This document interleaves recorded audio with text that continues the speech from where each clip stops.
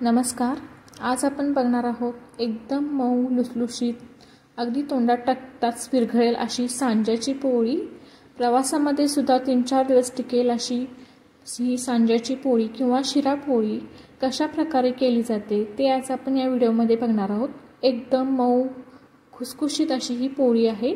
त्यासाठी इथे मी 2 वाटी गव्हाचं पीठ घेतलेले आहे. याच्यामध्येच मी खायचं मीठ थोडंसं घातलेलं आहे. त्याचबरोबर इथे मी हळदीचा वापर थोडासा केलेला आहे. किंचितशी हळद टाकायची आहे, आपल्याला जास्त टाकायची नाही आहे. इथे मी हळद टाकलेली आहे. आता याला आपल्याला जसं चपातीचं कणिक मळून घेतो तशा प्रकारे याला मळून घ्यायचं आहे. एकदम पातळ पीठ करायचं नाही आहे, आपल्याला व्यवस्थित पीठ मळून घ्यायचं आहे.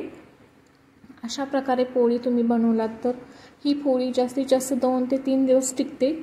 त्यामुळे ह्या पद्धतीने तुम्ही पण नक्की करून बघा. आता याच्यामध्ये थोडं पाणी घालून मळून घेतलेलं आहे.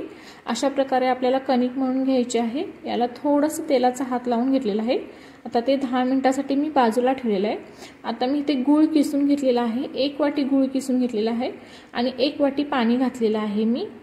आता याला आपण उकळी काढून घ्यायचं आहे. तुम्ही नंतर रवा भाजून जर त्याच्यामध्ये ओतलात तरी चालतं किंवा याच्यामध्येच रवा भाजून टाकलात तरी पण चालतं, पण याच्यामध्ये गुठळी होते त्यामुळे मी रवा सेपरेट भाजून घेतलेला आहे.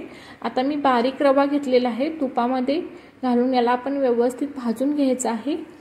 अगदी मंद आचेवर भाजून घ्यायचा आहे, जेणेकरून आपला रवा व्यवस्थित भाजेल आणि फुलून येईल. त्यासाठी मंद आचेवर आपल्याला याला भाजून घ्यायचं आहे.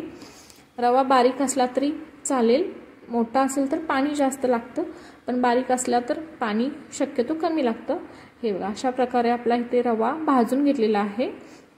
आता याच्यामध्ये जे आपण गुळाचं पाणी बनवलेलं आहे ते मी याच्यामध्ये घालून घेणार आहे.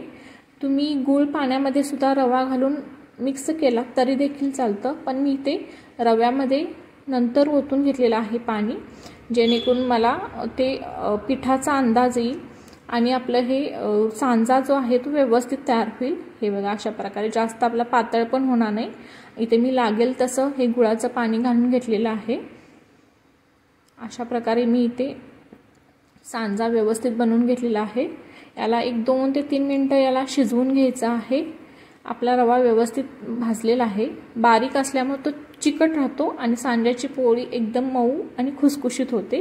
त्यामुळे शक्यतो बारीक रवा आपल्याला वापरायचा आहे. हे बघा, याला आता आपण मळून घेतलेलं आहे. मी याला मळून घेते.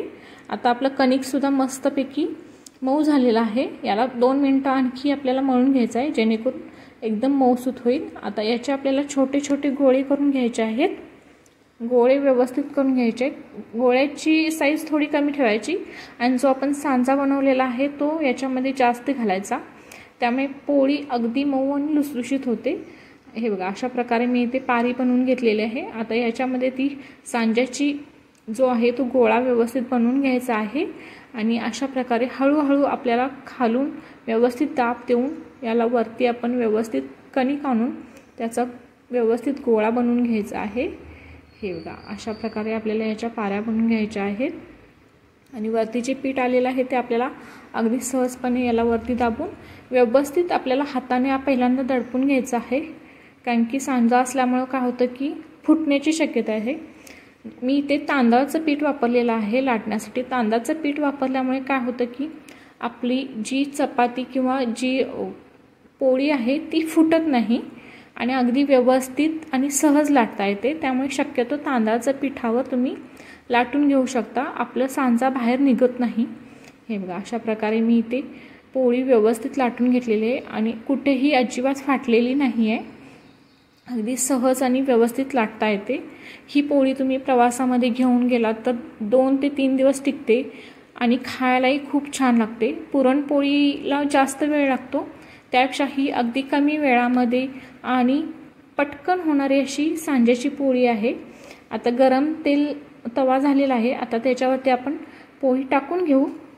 आता मी इथं पोळी टाकलेली आहे. खालून 2 मिनिटं व्यवस्थित भाजल्यानंतर त्याला वरून थोडंसं तेल लावून घ्यायचं आहे. तेल लावल्यानंतर त्याला आपण परतून घेऊ. एवढं थोडंसं आपल्याला तेल किंवा तूप लावलात तरी चालतं. इथे आपल्याला परतून घ्यायचं आहे. हे बघा, टाकल्या आपली पोळी अगदी व्यवस्थित सहजपणे फुललेली आहे. अगदी छानपैकी फुललेली आहे। तुम्ही पण अशा प्रकारे ह्या पोळी नक्की बनवा। काही जणांचे आपल्या सांज्याच्या पोळ्या असतात त्या फुटतात, पण तुम्ही अशा प्रकारे जर बनवलात तर तुमच्या नक्की पोळ्या व्यवस्थित होतील। हे बघा, मी दुसरी सुद्धा पोळी इथे करून दाखवलेली आहे। अगदी सहज आणि झटपट होणाऱ्या अशा ह्या पोळ्या आहेत। तुम्ही पण नक्की करा। पुरणपोळी करण्यासाठी आपल्याला जास्त वेळ लागतो, पण ह्या आपण अशा पद्धतीने केलात तर एकदम पट आणि झटपट होणाऱ्या अशा पोळ्या आहेत। मस्तपैकी सांजा बनवून अगदी श्रावण सोमवार असेल किंवा कोणत्याही सणाला तुम्ही ह्या पोळ्या बनवू शकता। तुम्हाला पण ही रेसिपी जर आवडली तर नक्की चॅनलला सबस्क्राइब करा, शेअर करा आणि लाईक करा। आपली दुसरी सुद्धा पोळी इथे लाटून तयार झालेली आहे। मी इथे अशा प्रकारे सगळ्या पोळ्या लाटून घेतलेल्या आहेत।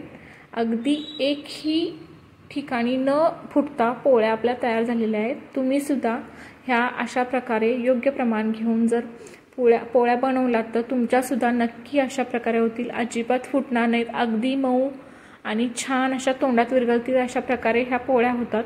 अगदी कमी वेळामध्ये पटकन होणाऱ्या ह्या पोळ्या आहेत। तुम्ही सुद्धा नक्की ट्राय करा।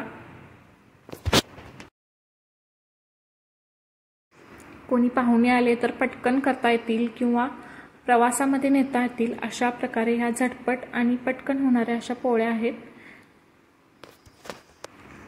अशा प्रकारे आपल्या इथे सगळ्या पोळ्या तयार झालेल्या आहेत।